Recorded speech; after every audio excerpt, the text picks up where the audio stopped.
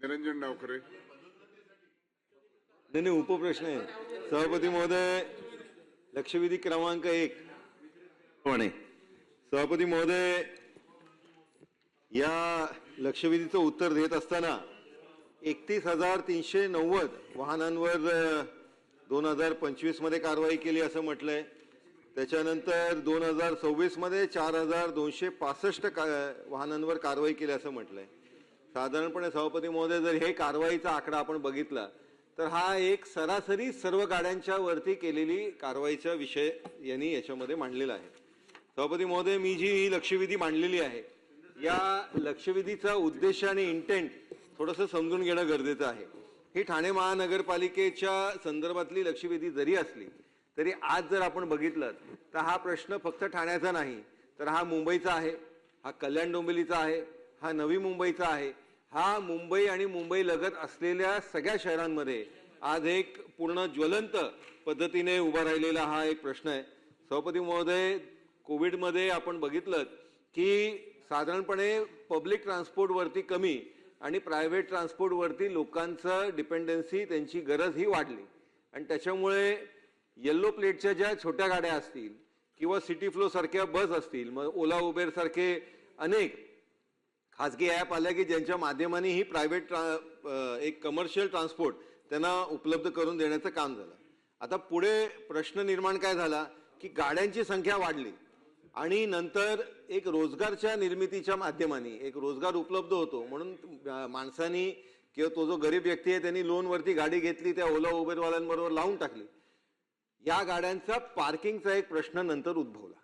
आता हे पार्किंग करत असताना ज्या जिकडे त्यांच्या दृष्टिकोनाने सेफ्टी सिक्युरिटी आहे, म्हणजे जिकडे मोठे रेसिडेन्शियल कॉम्प्लेक्स आहेत, जिकडे सीसीटीव्ही कॅमेराचा स्कोप आहे, त्या तिकडे हे साधारणपणे या गाड्या लावत होते.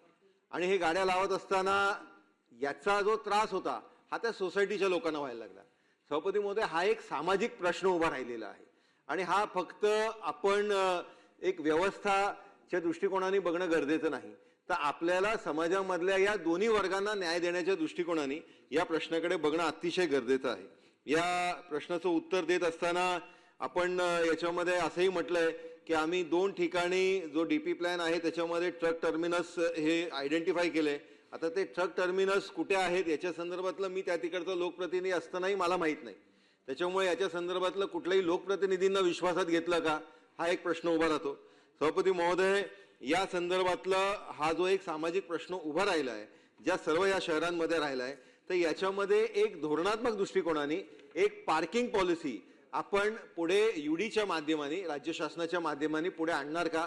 आणि ही पार्किंग पॉलिसी ड्राफ्ट करत असताना हे जे महत्त्वाचे शहर MMRDA मधले आहेत, या शहरांचे जे लोकप्रतिनिधी आहेत त्यांना विश्वासात घेणार का?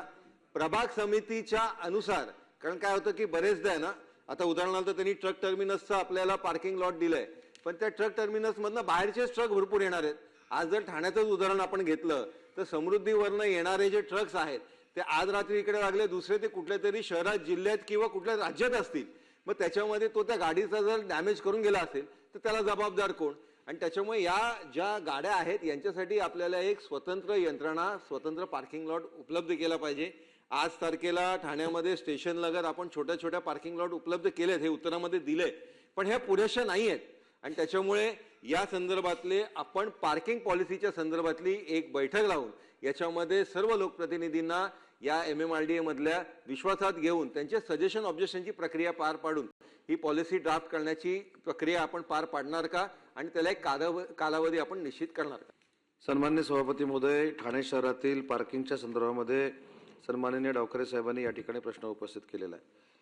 आणि सुरुवातीलाच मी सांगतो की जो पार्किंगचा आराखडा तयार केला आहे त्याच्यामध्ये जर लोकप्रतिनिधींना विश्वासात घेतलं नसेल तर ते विश्वासात घेण्याच्या सूचना देखील महानगरपालिकेला दिल्या जातील. परंतु हे सगळं करत असताना पुण्यामध्ये 11,931 पार्किंग लॉट्स हे आता नियोजित करण्यात आलेले आहेत. सध्या गावदेवी असेल, गावदेवी भूमिगत पार्किंग असेल, पार्किंग प्लाझा असेल, विवियाना मॉल, त्याच्यानंतर कशिश पार्क, नाईकवाडी, अशा सुमारे 2,152 वाहनांसाठी पार्किंगची व्यवस्था उपलब्ध आहे. आणि 2085 वाहनांची पार्किंगची व्यवस्था आता होणार आहे. सन्मान्य सदस्यांनी ठाणे विकास आराखड्याच्या संदर्भामध्ये ट्रक टर्मिनलचा जो विषय या ठिकाणी सांगितला, त्याच्यामध्ये 7.71 हेक्टरवर 2 ट्रक टर्मिनल होणार आहेत आणि 55 ठिकाणी पार्किंगचं आरक्षण मंजुरीसाठी सप्टेंबर 2025ला हा प्रस्ताव शासनाकडे आलेला आहे. त्याला देखील लवकरात लवकर आम्ही मंजुरी देऊ. आणि सगळ्यात महत्त्वाचा मुद्दा त्यांनी सांगितलं की MMR रिजनमध्ये जेवढी मोठी शहरं आहेत त्यांचं पार्किंग नियोजन असावं, यासाठी पार्किंग पॉलिसी केली पाहिजे.